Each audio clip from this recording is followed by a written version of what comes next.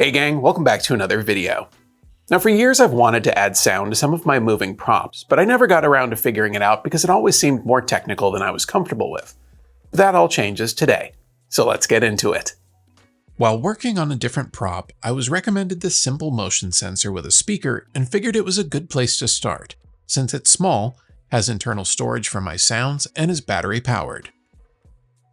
This kit comes with a passive infrared sensor, also called PIR, a circuit board with volume controls and a small speaker, a USB port for adding audio to the built-in memory, as well as a micro SD card slot for larger audio files, and lastly, a battery pack to provide 5 volts power.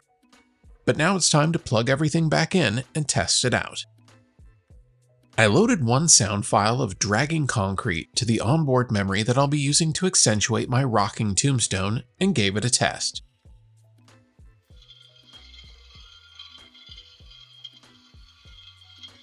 I figured the speaker wouldn't be perfect, but thankfully I've got a better solution.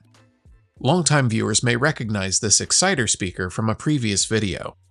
It essentially turns any flat surface into a speaker by pressing against it.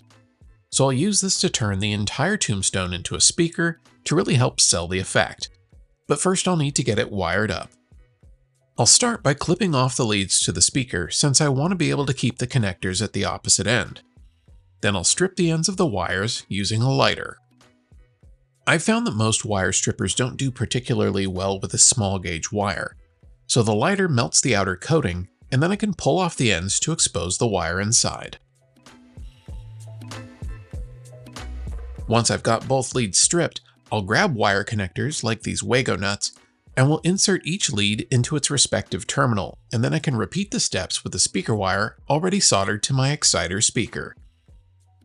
You don't have to use this type of connector, I just happen to find them really useful. Wire nuts or even twisting the wires together and covering them in electrical tape will do the exact same job.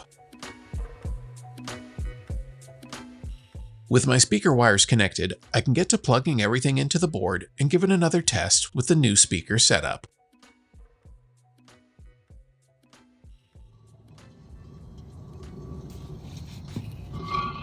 Now this definitely sounds better and is much louder, although it's crucial that the exciter be pressed into whatever surface you're using it on, otherwise you won't hear a thing. Now that I know it works with the upgraded speaker, I set up a makeshift test to see if the movement of my rocking tombstone would be enough to trigger the audio. When I plugged in the tombstone, the audio didn't trigger immediately, but it did eventually trigger. So I think with a small sensitivity adjustment, this should work just fine.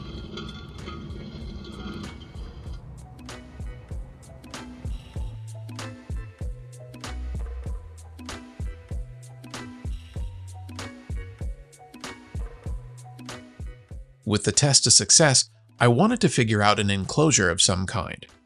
Now you could definitely put this into a project box or even an electrical gang box, but I didn't have either of those on hand.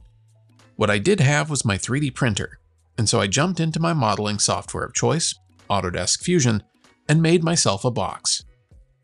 The box, as I imagined it, would be big enough to hold the sensor and audio board and would have an opening for the motion detector to see out of, but would also narrow its field of view so that other motion wouldn't accidentally trigger the audio. So with my measurements in hand, I got to building a simple project box. Designing your own project boxes is a great way to get a feel for 3D modeling, since it's mainly using basic shape tools and the extrude or push-pull function to create the entire shape. Plus it's a guarantee that your components will fit without too much extra space inside for things to bang around. Of course, these decisions are based solely on this application. If you were planning on using this for something else, you could build a box to your own specs or leave it out of a box altogether. But whatever it was, you could design it based on your specific needs. Once my model was finished, I printed it and placed all of the components inside and could get to installing it on the back of my tombstone. I started by installing the exciter to the base, since I wanted it somewhere static and this seemed as good a place as any. And once it was screwed down, I grabbed the project box and a few stakes that I made from wire clothes hangers and got it mounted in place.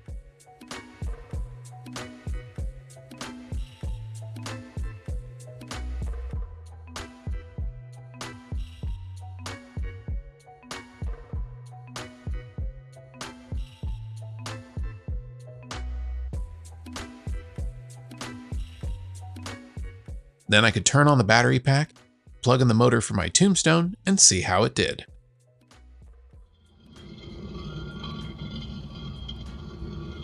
I can see that there's a small lag at the beginning that could likely be dealt with by adjusting the sensitivity knob for the motion sensor. And the battery pack isn't ideal, but all in all this works just how I'd hoped. Now I just need to figure out dropping the voltage on my 12-volt lighting box so that this can be powered using the same system, but I think I'll save that for another video. Now there's a ton of other applications for something like this. I just knew that after years of wanting this effect for our Halloween display, I couldn't turn down the chance to actually do it. Well, that's going to do it for this one. Be sure to like and subscribe if you haven't already, but most importantly, go make something.